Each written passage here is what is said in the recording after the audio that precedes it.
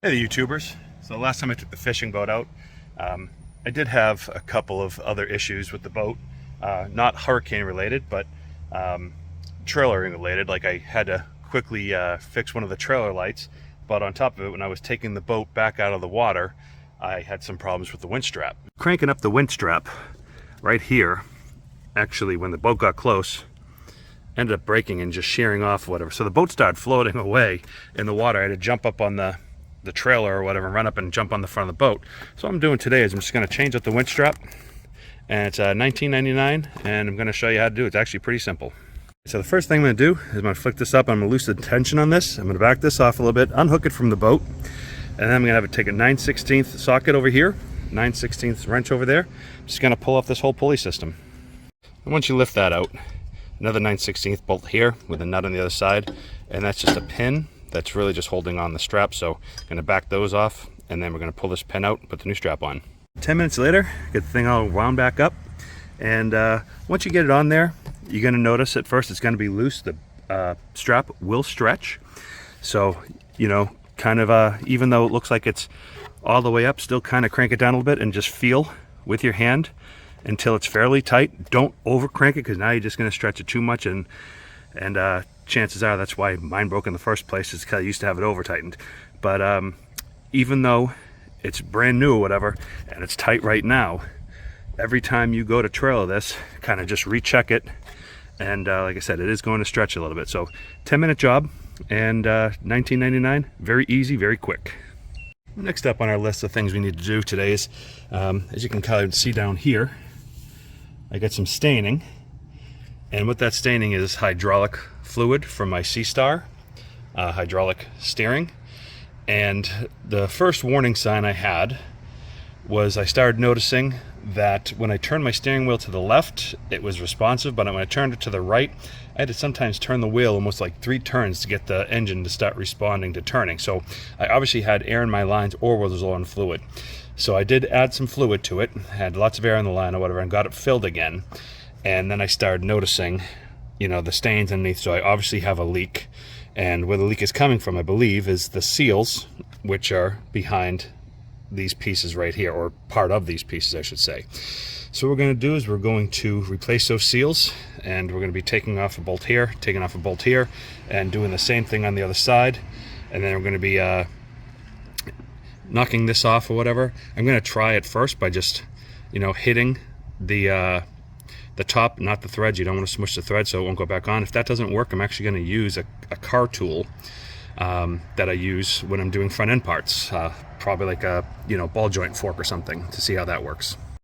So we do have a towel down there just to catch some of the drips, because it is going to drip. And then I also have this little container, that used for probably like a small potato salad or something like that. But it's not going to be a whole lot, but you're going to want it in the container rather than all over your boat. So the kit that I bought for the seals did come with this tool. Make sure that when you buy it, you get the one with the tool, and these are on pretty tight, so you're going to have to get a pretty good grip on it to get them turned or whatever. I'm just going to loosen them up for now. I'm going to start on the other side, and you want to hold it on there pretty well. It's going to want to slip off when it breaks. You don't want to do any damage to the shaft. You can see this dripping already, so we're just going to leave that alone for now and go do the other side. So we got both the things cracked there and loosened. It can probably be finished off by hand, but now we're going to put a 5/8 on this and a 5/8 on the other side to hold it, because it's going to want to spin the whole rod. So we're going to have to loosen this, and then hopefully try to crack them both at the same time.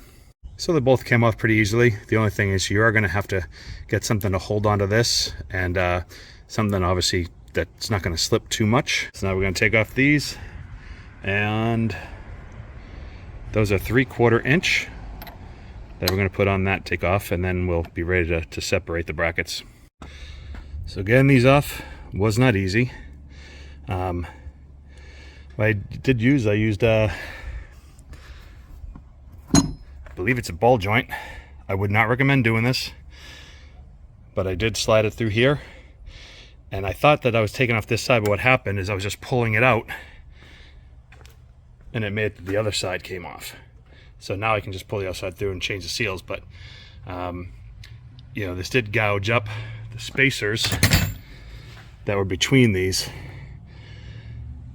so I don't think it's going to affect it, but you got to be really careful because these are just made of plastic, these spacers.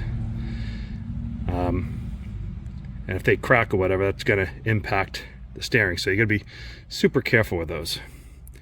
There's a tool that they make. So before doing this job, I'd probably get the special tool. It's a type of puller that you can get from Marine Tech for about $55. And I'd have to order it off Amazon. You can get an idea of how much fluid was in there. And what I'm going to do is just take a little bit of that fluid, put it on the shaft, and there's a protector here to protect the seals from the threads. So we're just going to lube all this stuff, put a little bit of lube inside the new seal. And I like these new seals better. They have more holes on them than the ones I took off. And so what we'll do is we'll lube this up, we'll slide it on over, and we'll tighten it up while everything's off. We have everything tightened down, very tight, including the seals. What we're going to do is we're going to take these little boots off these bleeder screws. There's two. There's one on this side, and there's one on the other side. And they're 1/2 inch. We're just going to take those off with a wrench. And they have little O-rings on them, and we're going to replace those O-rings. So once those O-rings are changed, then we're going to have to put fluid back in here and get the air out. So again, you got to buy this kit, and has compression locks that you put on either one of those things, and you're going to just open up those nuts, maybe a 1/4 turn, 1/2 inch turn, you know, and then we're going to start adding some fluid up by the steering wheel. So this end right here is going to screw in to right where the steering wheel kind of meets the helm. There's just a little cap on the top that you unscrew, put this on, and you put this end on the bottle of the hydraulic fluid, and you just tip it upside down. You slowly turn the wheel over and over and over again. It's going to get the air out of the lines or whatever. And when you stop seeing bubbles, it means it's full. So the other quick maintenance I did is my old straps holding down the back of the trailer, they were all rotted out. And so lately I've been just taking my dock lines and tying the boat to the frame, but that's time consuming. These are a lot easier. But now it's time to start with the next project. So the last time I was out in the boat, maybe not the last time before that, my actually last day fishing, I was having a great day of fishing. And I noticed my bilge pump came on, and so I didn't think much about it because the boat has been sitting up in the lift, it's been raining a lot. But then about 5 minutes later, it came on again. So I opened up one of my ports, took the lid off this by the engine, and I looked down, and sure enough, I could see water was coming in where my livewell outlet is. So what I did is I just closed the valve that is inside. I don't think you're able to see, it's very dark down there. But there is a valve with a yellow handle. And what I did today is I just unscrewed the livewell pump. And this thing is like really toasted, messed up. So it may have been just coming in through here because that wasn't filling up a seal anymore. But just to be safe, I'm gonna actually change the whole housing unit in case there's a crack in it, because maybe this thing by wiggling or whatever might have made another crack. So I'm gonna change the whole housing. Usually, most of the time, I would just, you know, cut these wires, reattach them, plug this in, give it a 1/2 turn, and be done with it. Livewell pumps are about the easiest thing when you have the refill cartridges, about the easiest thing to change. You can do it in about 10 minutes.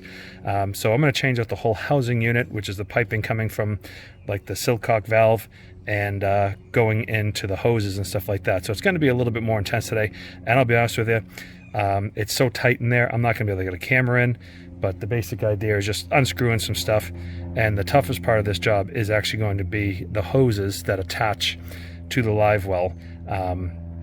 They're hard to get on, hard to get off.